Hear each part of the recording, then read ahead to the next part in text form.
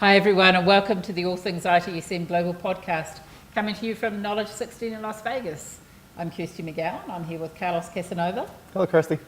Charlie Betts. Hello, Kirsty. And we have the pleasure of speaking with Lupe Clark from CSAA Insurance Group. Hi, Kirsty. Nice to have Welcome, you here. Lupe. So this morning, during the keynote address, I heard a lot of discussion about tying all these different pieces together and how they feed back to the others and how they really benefit as a whole the organization rather than what we've traditionally done in one piece, separate and then passed on. How are you guys doing that in your organization? I know you guys are getting pretty advanced in that space. How is that playing out in terms of the full connection, that closed loop cycle? Well, we do have some challenges in that aspect, tying everything back, together from when the customer experiences an issue to when we create the incident for it. Then it goes into we're trying to resolve their incident or issue, then either putting it into the knowledge base, or if it's a potential problem for additional users, then it's going into the problem space. But there are some challenges in figuring out from where to take it, whether it goes to knowledge or if it goes to problem. So we've got some challenges that we're working through. Sure. I mean, on the success side, the fact that you're even there, to me, it tells me there's a level of maturity that you're having that discussion, and that's not, I go into clients all the time, they're not even really having a lot of those discussions, they're still talking about them separately. So I see a level of maturity that you're looking at that and you're discussing, you're trying to work on those pieces. Right, so we do have a lot of, we used to have a lot of incidents. We're now down to 17 incidents per year, major incidents. Wow. So we came down from like 300. So definitely Wow. there is a level of maturity there. There's some maturity there, sure. Yeah. So, when I started with the company, it was about 300, a little over 300. So we're now, last year was 17 major incidents. Yeah. So definitely a great improvement. We yeah. Our processes have worked, but there is always room for improvement. I have to say I'm majorly impressed with those sort of statistics. That's amazing, it really is. What are the major drivers of that improvement? As you decompose a little bit.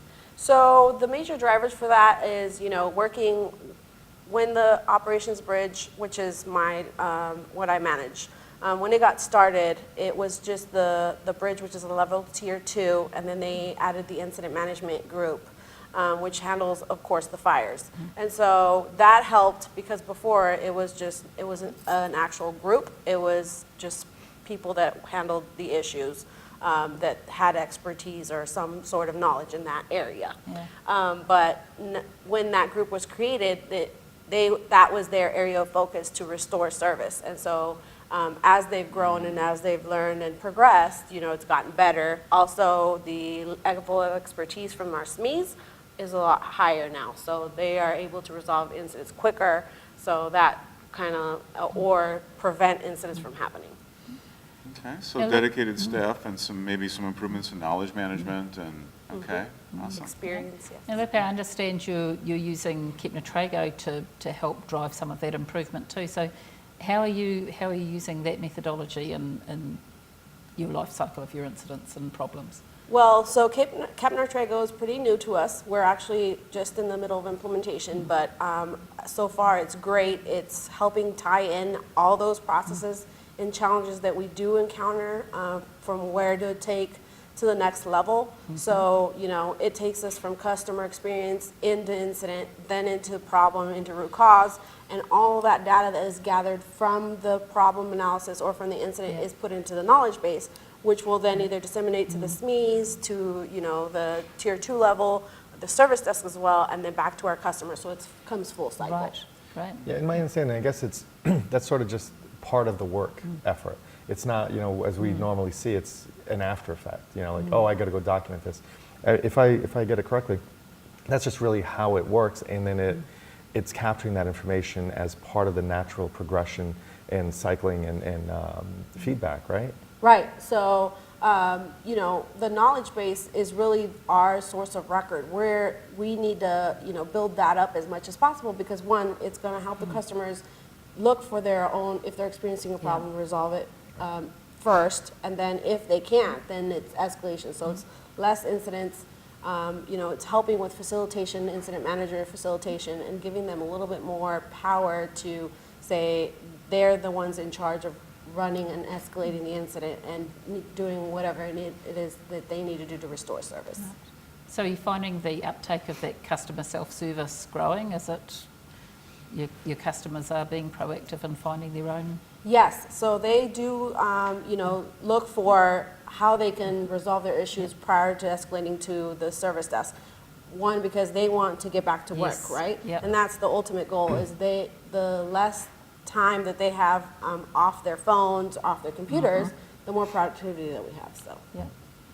Interesting. Are you starting to see perhaps generational shifts in people's expectations? Are the younger folks, the millennials, if you will, more interested in the self-service aspects? And Oh, definitely. Yes. They really don't want to use a phone. They don't want to have to call anybody to help them out. They really want to do it themselves, and if it's worst comes to worst, then they want to escalate or Yeah. call somebody. But other than that, they want to fix it themselves. Yeah. Interesting. Yeah, and- we've and had we- that discussion. Yeah, the service desk really is that the port of last resort for the millennial worker. They don't want to talk to you. They don't. No. They would rather text Yeah. or chat, Yes. Right. which Yeah. we do have that feature, Yeah. and that's Okay. very helpful. But definitely, since the newer generations are wanting to do Yeah. more self-service, and Yes, that's the way definitely. we're going. Well, yeah, and that's kind of what we've been talking about for a while now. But from a terminology perspective, last year or so, really that user experience, which ties right into the millennials, which all the different generational thing, they want to have it the way they want to have it. Yeah. And it's whatever form factor, whatever vehicle that they want it, and I think that's where the big value. And from an organizational perspective, there's a cost savings too, right? If they're finding that, we go out to Google, try and find our own answers. If I don't have to contact Procter & Gamble or whoever to get me feedback, they're happy. Yes. But I think the experience that gets logged back in, I think, is where the value really is coming in, right? So they're gathering that information from almost like a crowdsourced kind of Yes. knowledge. So yeah, if you can really pull that together into that central source to let Charlie query that's got to be a huge value Yes. to your organization. Well, that, and then what Captain Trago is also helping is a common language. Oh. Everybody Right. understands the same thing, and so that way nobody gets confused. Well, I didn't know what that meant, right? Everybody understands the same terminologies and the same process and procedures. So how do you, to me, that's a huge cultural initiative. It is. How do you proceed down this path of everyone saying the same thing, especially with the cultural changes, and you're not a small organization, Yeah. you're a fairly sizable organization. How do you transform that culture?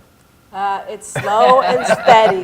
It definitely is slow and Yes. steady, but the more champions that we have in the process and the more that people are utilize it, the more that we have buy-in from everybody else. The results are actually going to show once people start using it and actually start embracing it, and that's a slow and steady Yes. process. Yeah. It's Yeah, I mean, it's success with it will bring more and more people, the more Exactly. it works, the more people will use it that way, so it's, it's definitely a slow process, Yeah. but we hope that we can get it fully implemented and that everybody starts to use it, because once it's going to reduce our mean time to resolve, yeah, which is high for our executives. right, So yes, Right. yeah. it's on our priority list. Yes, yeah, no, it's that whole cultural change side of it is so often underestimated as well. You think, okay, we've got these wonderful new processes, we know they're going to make a difference, we know they're going to work, but it's still very hard to pick up the people and move them along with that, no matter how good you can promise them it's going to be in the future. It's not easy. It's not until they start to use it. Yeah, Right. exactly. Yeah, so, I find like the cultural change, it's finding those advocates like you mentioned, Yeah. finding those and let them preach to their own little communities. Yeah. And I remember I was just in DC for a different conference, and they talked about, it's almost like starting little campfires, throughout the organization. The challenge is making sure that each campfire is similar.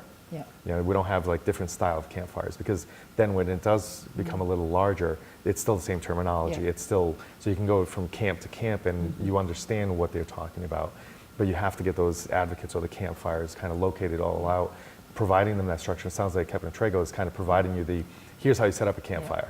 Here's how you lay out these things, so that way you can travel around and get that. But I just find, you can't do enough as compared to having advocates doing that work for you, no matter how much you push it down from the top. Yeah. You definitely have to have a mix of top, bottom, and middle. Yeah. Excellent. Well, Lupe, thanks for your time with us, and good luck with your ongoing journey with Keep Traeger. I hope it delivers everything that you want from it. Well, thank you, Christy. Thank I you. appreciate that. We are definitely, it's going to be a challenge, but it's going to work. Fantastic. I'm positive. I like that attitude. Thanks, Lupe. Thank you, Lupe.